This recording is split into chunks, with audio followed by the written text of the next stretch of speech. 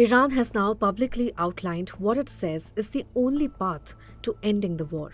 Iranian President Masoud Pezeshkian says a ceasefire will require three key things. First, recognition of Iran's legitimate rights. Second, payment of reparations for the damage caused by the conflict. And third, firm international guarantees that Iran will not face future aggression. Pezeshkian said he has already conveyed this message to the leaders of Russia and Pakistan. Behind the scenes, Iran has also told regional intermediaries that it wants the United States to guarantee that neither it nor Israel will attack Iran again.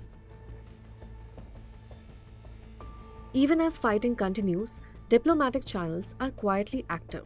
Reports suggest that officials say European and West Asian countries are facilitating back-channel talks between Iran, the US, and regional players. Iran's biggest concern is that even if the current war stops, Israel could launch another attack later.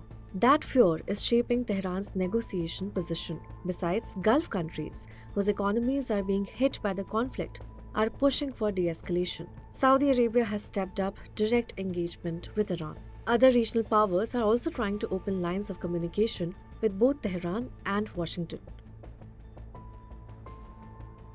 The war between the US-Israel alliance and Iran began on 28 February.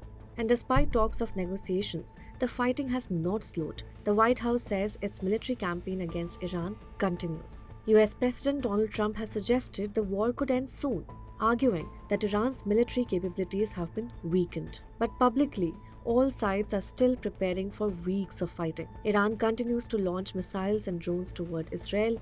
Strikes have also targeted Gulf countries including Saudi Arabia, the UAE, Qatar, and Bahrain. The war is disrupting global energy markets. Iran's attacks on shipping have effectively shut down parts of the Strait of Hormuz, one of the world's most critical energy routes. Nearly one-fifth of global oil and natural gas supplies pass through this narrow waterway. Any disruption there sends shockwaves across global markets, and countries across West Asia are feeling the pressure. Iran's supreme leader, Ali Khamenei, was killed during the early phase of the war. The leadership selected his son, Mojtaba Khamenei, as the new supreme leader. The move signaled continuity and defiance. Also, the objectives of the US and Israel appear to be evolving. Early signals suggested that both governments wanted regime change in Iran, but more recently, officials have hinted at more limited goals. These include dismantling Iran's missile program and weakening its naval capabilities. In other words, containing Iran rather than overthrowing its government. Follow for more stories.